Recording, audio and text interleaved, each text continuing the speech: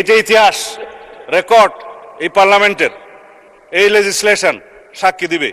আমাদের সকল বিরোধী দলীয় নেতৃবৃন্দ বসা ছিলেন, নার পক্ষেও ভোট দেয় নাই, হার পক্ষেও ভোট দেয় নাই। এনসিপির বন্ধুরা হার পক্ষে ভোট দিয়েছে, সত্য কিনা বলতে পারে। এখানে কি লেখা আছে? সাব্যস্ত ঐতিহাসিকভাবে, এই আইনগতভাবে, উভয় পক্ষের স্বীকৃতি পাবে লেখা আছে, বাংলাদেশের মহান স্বাধীনতা অর্জনের লক্ষ্যে পাকিস্তানের বিরুদ্ধে যুদ্ধ লিপ্ত হইয়া হানাদার ও দখলদার পাকিস্তানি বাহিনী এবং তাহাদের এই দেশীয় সহযোগী রাজাকার আল বদর আল শামস, তৎকালীন মুসলিম লীগ, জামাত ইসলামী, নেজামে ইসলাম এবং দালাল ও শান্তি কমিটির বিরুদ্ধে মুক্তিযুদ্ধে সক্রিয় অংশগ্রহণ করিয়াছেন।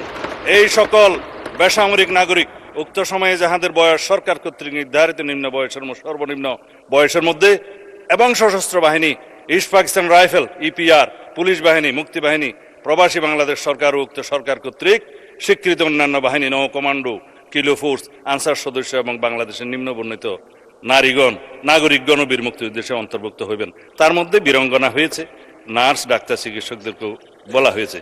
এটার নাম হচ্ছে বীর মুক্তিযোদ্ধার ডেফিনিশন। ইতিহাস সাব্যস্ত হয়ে গিয়েছে, সম্মত হয়েছে। এটা নিয়ে যেন আর কখনো বিতর্ক আমরা না করি জাতীয়ভাবে, এই অনুরোধ থাকলো। বিভক্তি আর চাই না, স্বীকৃত দলিল। মুক্তিযুদ্ধের ডেফিনিশনে কি বলা হয়েছে?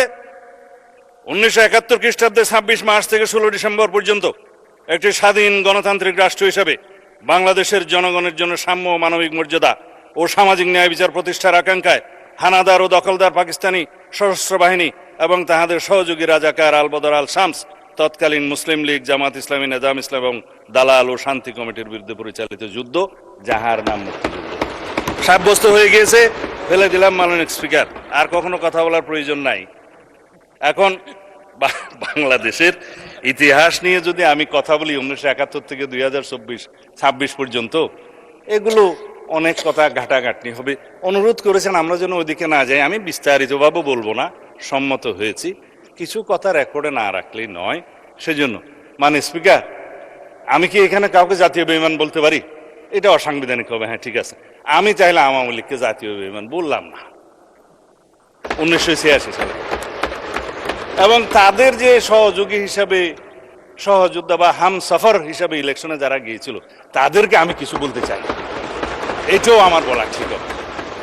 এখন আসি মানে স্পিকার, এই সংসদে কথা বলবো বলে ইমোশনাল একটু বক্তৃতা দেই। কত কাল অপেক্ষা করেছি। আমার ক্ষেত্রে সেটা 19 বছর, আপনার ক্ষেত্রে কত বছর